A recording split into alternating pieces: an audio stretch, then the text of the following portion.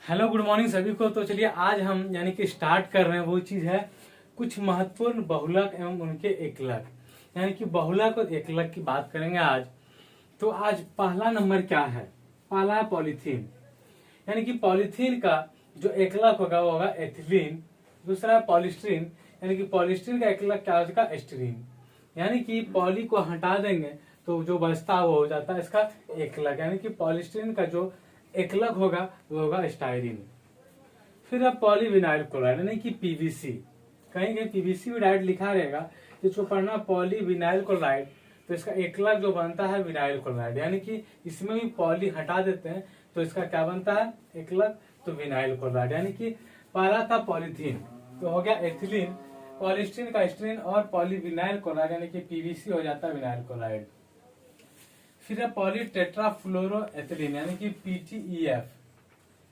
क्या है? पीटीएफ यानी कि पॉलीटेट्राफ्लोरोएथिलीन, या फिर कह सकते हैं टेफ्लॉन। यानी कि पॉलीटेट्राफ्लोरोएथिलीन जो शॉर्ट में लिखते हैं वो है पीटीएफई, यानी कि पी से पॉली, टी से टेट्रा, एफ से फ्लोरो, ई से इथिलीन, या फिर इसको शॉर्ट में यानी कि शॉर्ट में ये चीज लिखते हैं पीटीएफ ही, या फिर हम टेफ्लॉन कह सकते हैं। यानी पॉलीटेट्राफ्लोरोएथिलीन को ही हम क्या बोलते हैं? टेफ्लॉन।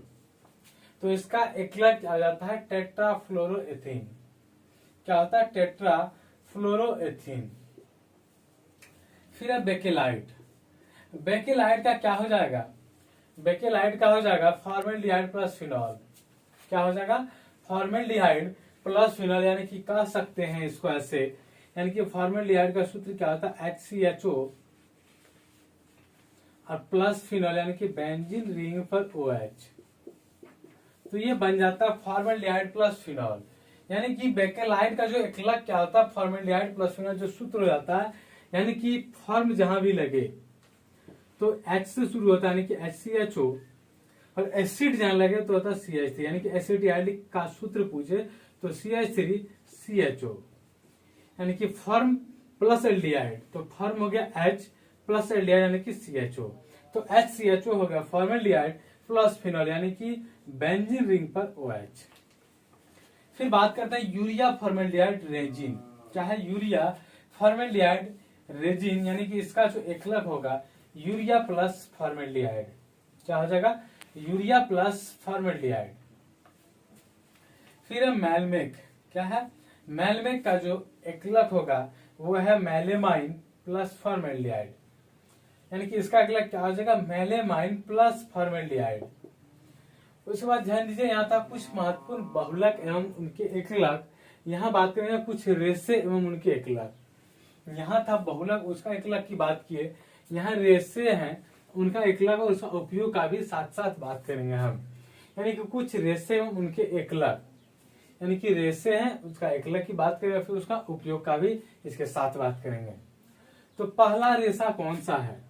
तो पहला नाइलॉन 66। क्या है? नाइलॉन 66। इसका एकलक जो हो जाता है एडिपिल अम्ल प्लस हेक्सामेथिलीन डाइएमीन।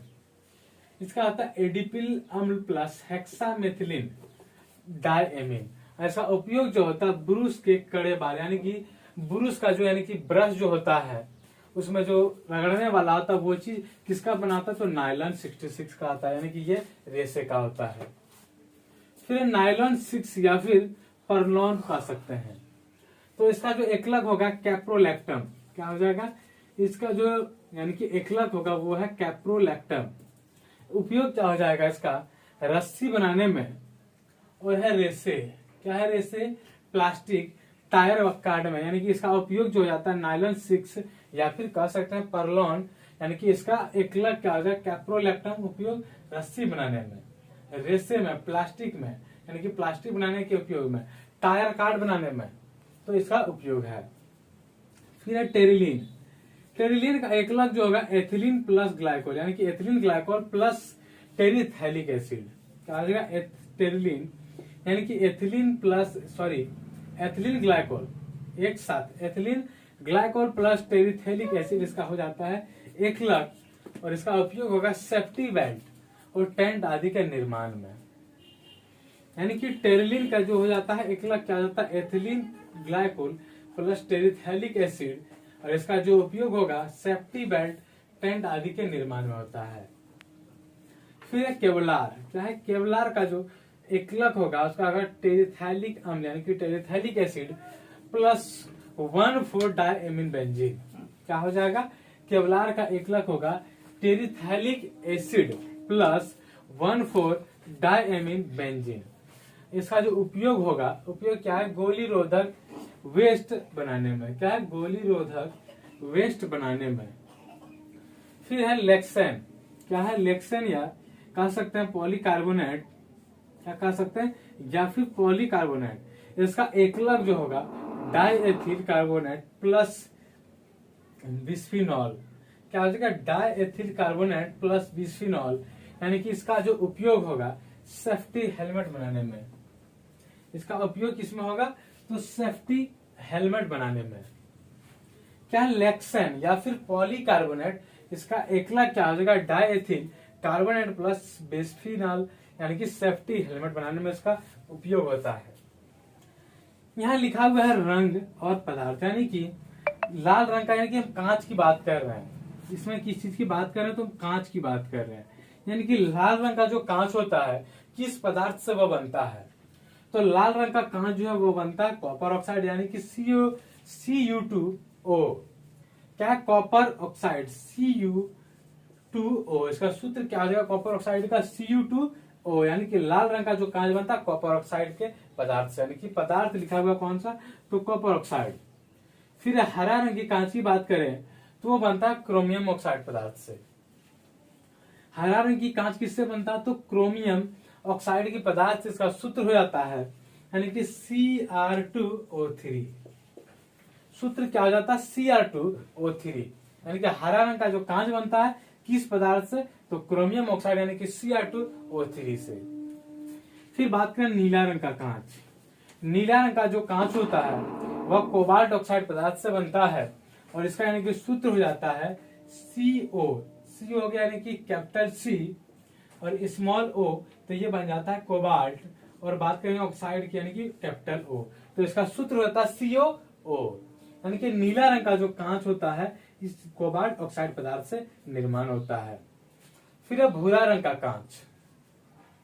भूरा रंग का कांच जो होता है पदार्थ जो बनता है वो है आयरन ऑक्साइड के पदार्थ, यानी कि आयरन ऑक्साइड से बनता है हमारा भूरा रंग का कांच। इसका सूत्र जो होता है Fe2O3। सूत्र क्या होता है? Fe2O3, यानी कि Fe2O3 सूत्र भी साथ साथ हो गया, यानी कि आयरन ऑक्साइड का जो सूत्र हो जाता है Fe2O3 होता है। तो साथ ही साथ ध्यान दीजिएगा कौन सा कलर का कांच किस पदार्थ से बनता है, इसके साथ साथ का सूत्र भी हो गया। यानी कि लाल रंग का कॉपर ऑक्साइड, हरा रंग का क्रोमियम ऑक्साइड, नीला रंग का कोबाल्ट ऑक्साइड, और भूरा रंग का जो है वो बनता है यानी कि आयरन ऑक्साइड से। फिर बात करें दूधिया कांच की, यानी कि दूधिया कांच जो है मिल्क ग्लास, यानी कि दूधिया कांच क्या है? Milk glass. टीन ऑक्साइड यानी कि SnO2 कैल्शियम फॉस्फेट को गलित कांच में मिलाकर बनाया जाता है। ध्यान दीजिए आज सिर्फ दो ही कांच लिखे हुए हैं, दूधिया कांच, दूसरा सोडा या मृदु कांच। यानी कि और कांच की हम बात करेंगे, लेकिन पहले जो चीजें हम लिखे हुए हैं ये दोनों कांच की हम बात कर लेते हैं। तो पहला नंबर है दूधिया कांच यानी कि मिल्क ग्लास। टीन ऑक्साइड क्या है? टीन ऑक्साइड यानी कि सूत्र हो जाता है SnO2 कैल्शियम फॉस्फेट को गलित कांच में मिलाकर, इसको कैल्शियम फॉस्फेट को गलित कांच में मिलाकर बनाया जाता है। किस कांच को? दूधिया कांच को, यानी कि मिल्क ग्लास। इंग्लिश में कह सकते हैं दूधिया कांच को क्या कह सकते हैं? Milk glass. तो सिर्फ आज हम दो ही कांच लेकर आए हैं और फिर नेक्स्ट क्लास में और कांचों की बात करेंगे। तो पहला क्या है? दूधिया कांच यानी कि टीन ऑक्साइड यानी कि SnO2 कैल्शियम फॉस्फेट को गलित कांच में मिलाकर बनाया जाता है, ध्यान में रखना है। फिर दूसरा नंबर है सोडा या मृदु कांच। क्या है? सोडा या मृदु कांच यानी कि सोडियम कैल्शियम सिलिकेट। क्या है? सोडियम अलग है, कैल्शियम अलग है, सिलिकेट यानी कि है यह सामान्य कांच, यानी कि क्या है? यह सामान्य कांच है तथा इनका उपयोग क्या होता है? बोतल बनाने में, यानी कि कांच की बोतल बनाने में। खिड़की यानी कि खिड़की वगैरह में जो कांच लगाया जाता है वो कांच हमारा होता है सामान्य कांच, यानी कि कह सकते हैं मृदु कांच आदि बनाने में होता है। तो ध्यान में रखना है, यानी कि बोतल वगैरह जो कांच बनता है वो किस कांच का, तो मृदु कांच का, और खिड़की वगैरह में जो कांच लगा होता है वह भी आपका मृदु कांच का होता है। तो फिर मिलेंगे नेक्स्ट क्लास में।